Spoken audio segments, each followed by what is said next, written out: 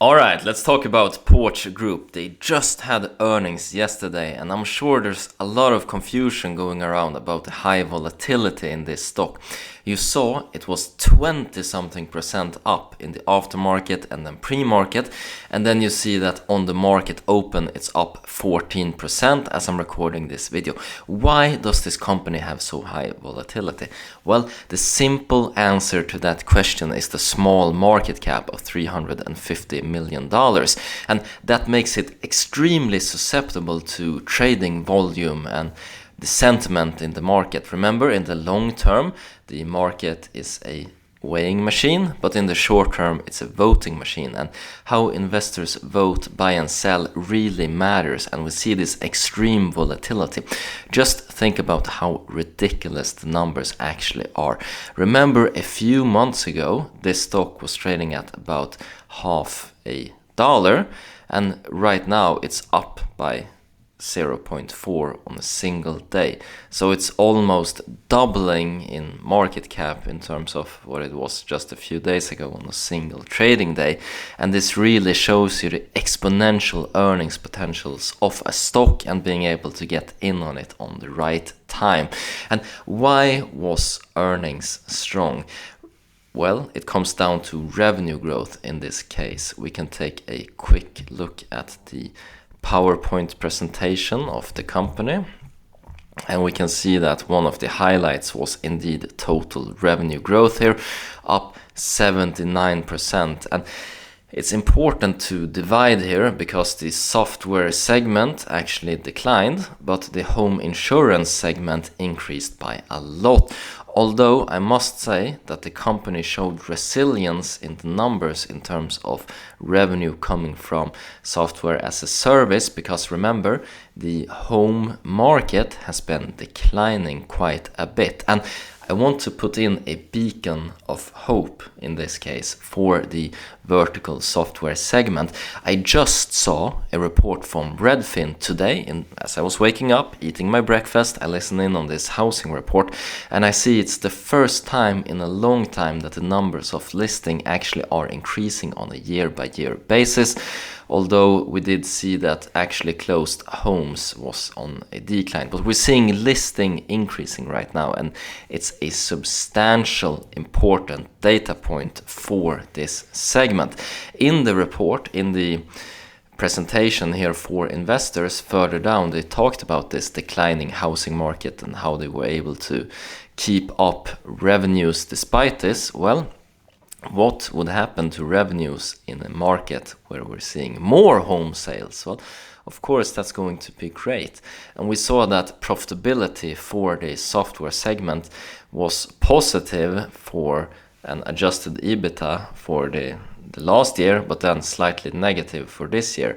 And with that increase on revenue again from a more stable and growing housing market, well, then we can expect increases in adjusted EBITDA profitability from that business segment as well. Although when they talk here, they mention some of the post-balance sheet events here. I don't think we should hang up too much on that as investors. This Aon Corp deal and also the spin-off here, the sale of EIG, the insurance agency, to focus more on core areas of the business. I think that these are small numbers compared to the numbers that they're generating in revenue from the core business, and it's important to not stare ourselves blindly on side notes like this, but to really focus in on what matters, and what matters in this case is the core business, the vertical software segment and the insurance segment.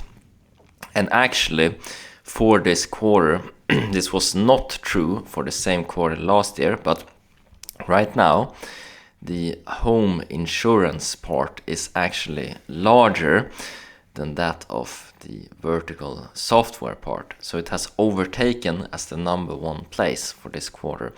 That's quite interesting. It will be interesting to see where revenue growth continues to come from.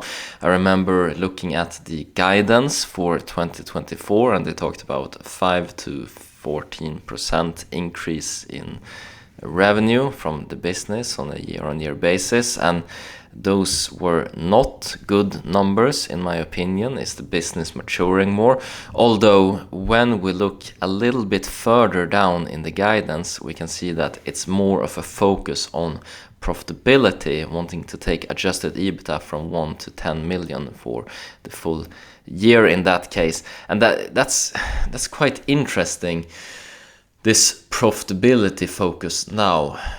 I'm not sure that I completely agree with that. I remember in the past harsh business climate, there was a lot of focus from all businesses on profitability and less focus on growth, and we saw businesses slashing moonshot projects. Although right now it feels like the interest rates are stabilizing, we're seeing this uptick in home sales, and I see a lot of potential for future growth, especially with the potential for interest rates to start coming down once again. Well, then investors are gonna want to see more growth again. Although I think that in the long run, this is indeed the most prudent move to make. Remember, a business has two main objectives: one, maximize shareholder profitability, and two, the going principle, to be able to stay in business and keep on going forever.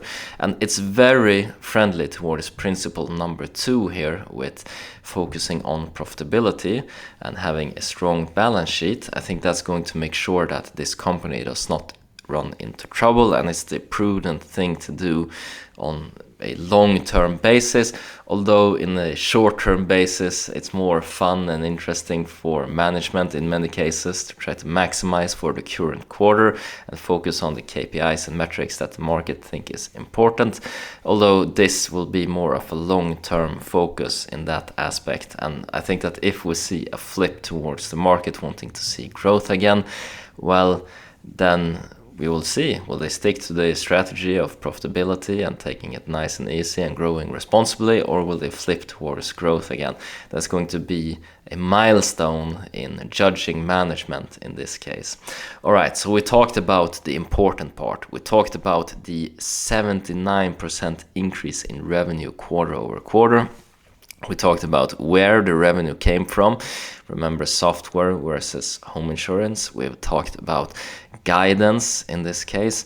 One of the things I left out was the talk about new products. I don't think that's important enough for the core with the escrow offering here from, let's see what the name was. Let's scroll a little bit down.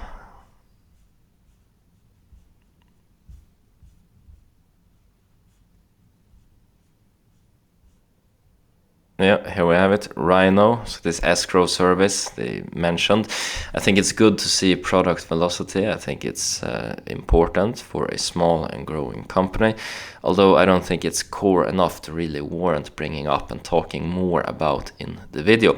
Although I also want to mention on a side note the new ESG focus that we could see them mentioning higher up in the report. And they had a slide about it here in the appendix as well. It looks quite basic, highest priority ESG areas, DEI, employee experience, risk management. It looks a lot of copy and paste, although I think that this is the right move to get more institutional buy-in. It's a heavily held by institutions company, a lot of insider ownership as well. And I know that big companies that are active in the finance area, they love this ESG. Maybe BlackRock is going to start buying a lot of more shares if they see this type of focus and they can be allowed listed. I think that this comes as a result of them attending a lot of these trade shows in the finance space. And I think that representatives from larger institutions in the finance space has met with management, has talked about them, and has informed them about some of the criteria for said financial institutions to be able to take larger stakes and buy a lot.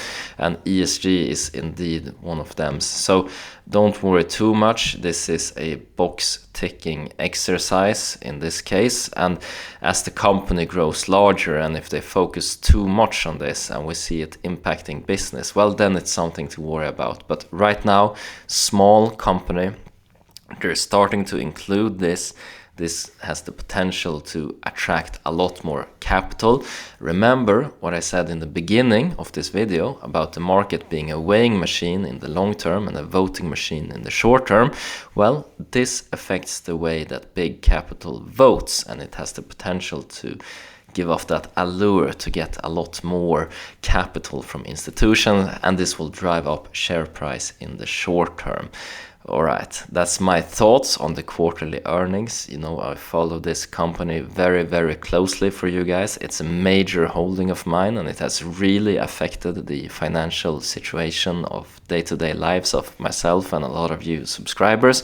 So I'm really happy that a lot of you are able to make a ton of money from this. So to end the video, that's been it. And as always, hope you guys make a ton of money, whatever investments you decide to make. Take care now. Bye bye.